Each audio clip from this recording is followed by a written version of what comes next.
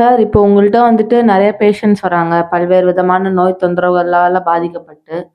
அவங்களுக்கு நீங்க எப்படி வந்துட்டு ஒரு ஆரோக்கியமான வழி காட்டுறீங்க? இத கொஞ்சம் எக்ஸ்பிளைன் பண்ணுங்க. கண்டிப்பா. பார்க்குறவங்களுக்கோசரம். எல்லாருமே மருத்துவம் செய்யறாங்க. மருத்துவருடைய அடிப்படை வேலை என்ன அப்படின்னு பார்த்தீங்கன்னா, ஏதாவது ஒரு நோய் தொந்தரவு பேரு வைப்பாங்க. அந்த பேருக்கான வழியில மருந்துகள், மாத்திரைகளை எழுதுவாங்க. இது எல்லாருடைய மருத்துவருடைய முறைகள். பொதுவா நம்மள்ட்ட வரக்கூடிய நோயாளிகள் முதல் நாம் செய்கின்ற வழிகள் நோய்க்கான காரணங்கள் என்ன?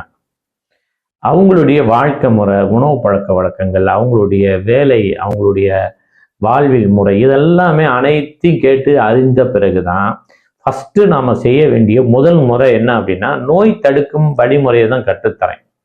இதுதான் வாழ்க்கைங்க. இப்படி இருந்தா உங்களுக்கு இந்த நோய் எங்கிட்ட குணமானாலும் திரும்ப வராது. ஸோ இந்த அடிப்படையில நீங்க சிகிச்சைக்கு ஓகேவா அப்படின்றது முதல்ல. அது நோய்க்கான காரணிகளை சொல்லிடணும்.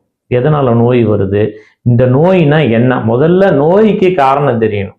இப்போ டயபெட்டிக்னா டயபெட்டிக் என்ன, சர்க்கரை நோய் வந்துருச்சு அப்படின்னு சொல்லிட்டு நீங்க ஒரு பேர் வச்சுட்டு அதுக்கு மருந்து சாப்பிட்றீங்க. எத்தனை வருஷமா? 10 வருஷம், 20 வருஷம், 30 வருஷம் சாப்பிட்றீங்க.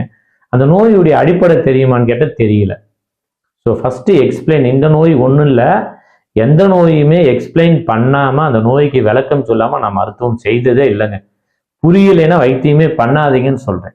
அடுத்து வந்த நோய். இப்ப நோய் தடுக்கும் வழிமுறையும் வந்த நோய்க்கான தீர்வும் நம்ம மருத்துவம் அடிப்படையில உள்ளுறுப்புகளுடைய செயல்பாடு தான் நோயின்ற அக்குபஞ்சர் சொல்லுது.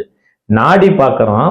அந்த நாடியில 12 உறுப்பு, 5 பஞ்சமூலங்களுடைய நாடியில 12 உறுப்புடைய இயக்கங்கள் எந்த உறுப்பு பாதிச்சிருக்குன்னு வித்தின் செகண்ட்ல நோயை கண்டறிஞ்சு அந்த பஞ்சமூல சக்தியை தூண்டி சிகிச்சை அளிக்கும் போது ஏன் நோய் சரியாகாது?